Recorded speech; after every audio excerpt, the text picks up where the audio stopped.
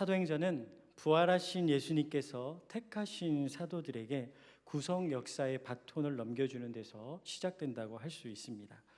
그래서 예수님께서는 부활하신 후에 승천하시기까지 이 40일 동안 제자들이 감당해야 될 사명이 무엇인지를 알려주시죠. 이 기간 동안 예수님은 두 가지를 일을 하셨습니다. 첫 번째는 부활의 확실한 증거를 보여주셨고요. 두 번째는 하나님 나라의 일을 말씀하셨습니다. 3절은 이렇게 시작하고 있습니다. 그가 고난받으신 후에.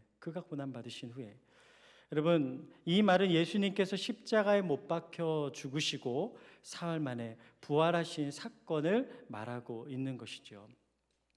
예수님께서는요, 왜 십자가에 달리셨습니까? 우리의 죄 때문에 십자가에 달리셨습니다. 그리고 죄인을 구원하시기 위해 고난의 주가 되셨죠. 그리고 십자가에서 죽으셨어요. 그런데 죽으심으로 끝나지 않고 또 부활하시게 됩니다. 이 부분은 예수님께서 계속 3번에 걸쳐서 제자들에게 말씀하셨던 내용이에요. 이제 예루살렘으로 올라가면은 내가 결박당할 것이고 그리고 죽게 될 것이지만 다시 살아날 것이다. 그런데 정말 말씀대로 예수님께서는 살아나신 것입니다. 근데 제자들은요, 말씀대로 살아나셨으니까 그 말씀을 믿어야 되는데 예수님의 살아나심을 믿지 못하죠. 믿으려 하지 않습니다. 왜냐하면 이성으로 이해가 되지 않기 때문입니다.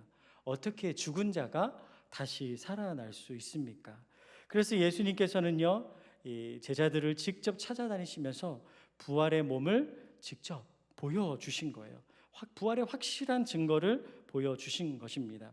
의심하는 도마에게는 손에 못자국과 또 옆구리에 창자국을 만져보라 하시고, 또 유령이라고 생각하는 제자들에게는요, 그 앞에서 구운 생선을 먹으시면서 부활을 확실하게 보여주십니다.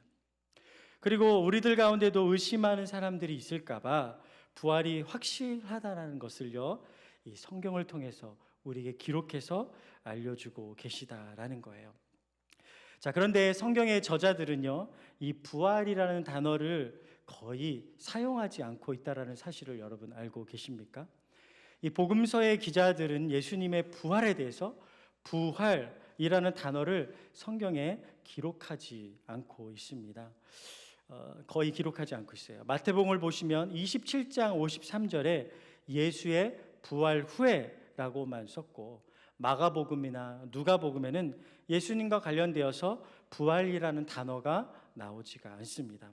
그리고 요한복음에서는 예수님이 직접 자신을 가르쳐서 나는 부활이요 라고 이 부활이라는 단어를 사용하시게 되죠.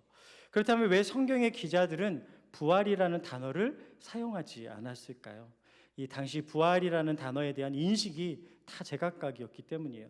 바리새인들은요, 집단적 부활을 믿고 있었어요. 그러니까 예수님이 홀로 부활하신 것을 믿을 수가 없어요. 사두개인들은 부활을 부정했고, 헬라 철학자들은 영혼만이 불면하다. 그래서 육체의 부활은 비이성적인 것이다 라고 생각했어요. 또 일반 사람들은요, 부활이라는 것은 죽은 사람이 살아나는 것은 신화 같은 거다라며 말이 안 된다라고 생각을 했죠. 그래서 부활이라는 단어를 사용하면 각자 믿는 대로 이해하게 되는 거예요. 이런 말 있잖아요. 사람들은 보고 싶은 대로 보고 또 듣고 싶은 대로 듣는다고 말하지 않습니까? 그래서 성경의 기자들은 부활이라는 단어를 직접적으로 기록하지 않고 부활의 구체적인 사건을 기록하게 됩니다. 그래서 말씀을 보면 부활이라는 단어보다 직접적으로 구체적인 사건, 이 목격자의 그 경험을 기록하고 있는데 어떻게 기록하냐면 그가 살아나셨다. 여기 계시지 아니하니라.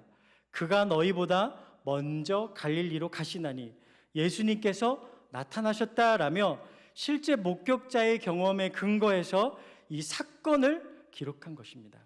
여러분, 예수님의 부활은 신화가 아닙니다. 역사적 사건입니다. 여러분, 이 사실을 믿으십니까? 예수님은 부활하셨어요. 그분이 부활하실 수 있는 이유는 무엇입니까? 전능하신 하나님이에요. 오늘 할렐루야 찬양대회가 이 칸타테 주제가 I am입니다. I am. 여러분, 무슨 뜻입니까? 예수님은요, 존재의 근원이 되시고 과거와 현재와 미래를 초월하시는 영존하시는 하나님이십니다. 우리의 이해를 뛰어넘어 역사하시는 하나님이시라는 거예요. 그러니 그분은 부활하실 수 있습니다. 우리의 머리로 이해되지 않는다고 해서 여러분 이 사실을 우리가 믿을 수 없다? 아니죠. 어거스틴 이런 말을 했습니다. 만일 내가 이해할 수 있다면 그것은 하나님이 아니다. 그렇지 않습니까? 여러분 하나님은요 모든 것을 초월하시기 때문에 그분은 부활하실 수 있는 거예요. 예수님은 부활하실 수 있는 거죠. 자, 그 다음에 또 예수님께서는요 이 부활의 확실한 증거를 보여주시고 또 하나는 하나님 나라의 일을 이제 말씀하셨습니다. 하나님 나라의 일을 말씀하셨다. 여러분 복음 사역의 주제는 하나님 나라입니다. 예수님은 복음 사역을 시작하실 때도 하나님 나라를 말씀하셨고 빌라도 앞에서 신문 받으실 때도 하나님 나라에 대해서 말씀하셨습니다. 왜 예수님은 그토록 하나님 나라에 대해서 말씀하셨을까요? 여러분 하나님 나라 무엇입니까? 하나님의 통치를 받는 것이죠. 하나님의 다스림을 받는 것입니다. 여러분 창세기를 보면 아담이 범죄하게 됩니다. 그리고 그 범죄로 사단의 통치가 이 땅에 들어오게 됩니다. 그리고 사단의 통치 아래 살게 된 인간들은요 불행한 삶을 살게 됩니다. 아무리 좋은 환경 속에 부족함 없이 살아도 늘 행복하지 못해요. 왜요? 사단의 지배 아래 살고 있기 때문이에요. 여러분 핀란드는요 복지가 잘 되어 있어요. 자연환경이 좋잖아요. 아름다운 나라로 2023년에는요 세계 행복지수 1위를 차지하기도 했습니다. 그런데 놀랍게도 그런 나라에서조차 자살률은 여전히 OECD 중상위권이라는 거예요. 아무리 좋은 조건과 환경이 갖추어져도요 그 안에는 보이지 않는 고통과 공허함이 늘 존재하고 있다라는 거예요. 왜? 죄인은 사단의 지배 아래 살아가고 있기 때문입니다. 그래서 예수님께서 오셔서 부활하심으로 사단의 머리를 밟으시고 빼앗겼던 통치권을 회복하십니다. 그리고 복음 전파를 통해서 사람들의 마음에 하나님 나라를 심으시고 이 땅에 하나님의 통치 영역을 확장해 나가시는 겁니다. 여러분 예수님께서 제자들에게 하나님 나라의 일을 증거하셨다라는 것은 무슨 뜻입니까? 이제 제자들도 하나님 나라의 일을 증거하는 사명자로 살아가야 한다는 것을 뜻합니다. 마찬가지로 하나님의 통치를 받게 된 우리는요 하나님 나라의 증거자로 살아야 되는 줄 믿습니다. 옆에 분에게 얘기해 주십시오. 당신은 하나님 나라의 증거자입니다. 당신은 여러분 부활의 확실한 증거를 경험하셨다면 하나님 나라를 전하는 확실한 사명자로 살아가시기를 바랍니다. 어디에서 그런 확실한 증인의 삶을 살아야 합니까? 4절 보면 이렇게 기록되어 있어요. 사도와 함께 모이사 그들에게 분부하여 이르시되 예루살렘을 떠나지 말고 내게서 들은 바 아버지께서 약속하신 것을 기다리라. 예루살렘을 떠나지 말라라고 합니다. 이 말은 반대로 제자들은요 예루살렘을 떠나고 싶었습니다. 왜냐하면 예루살렘은 예수님이 공식적으로 처형당한 곳이기 때문이에요. 그곳에 있다라는 것은 이제 그들도 박해의 대상이 될 수 있는 거죠. 예수님처럼 체포당하거나 죽임을 당할 수 있어요.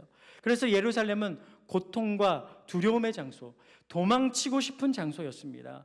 그런데 이 제자들에게는요, 그런데 예수님은요 그곳에서 성령의 능력을 덧입고 복음의 증인으로 살아가라라고 말씀하신 겁니다.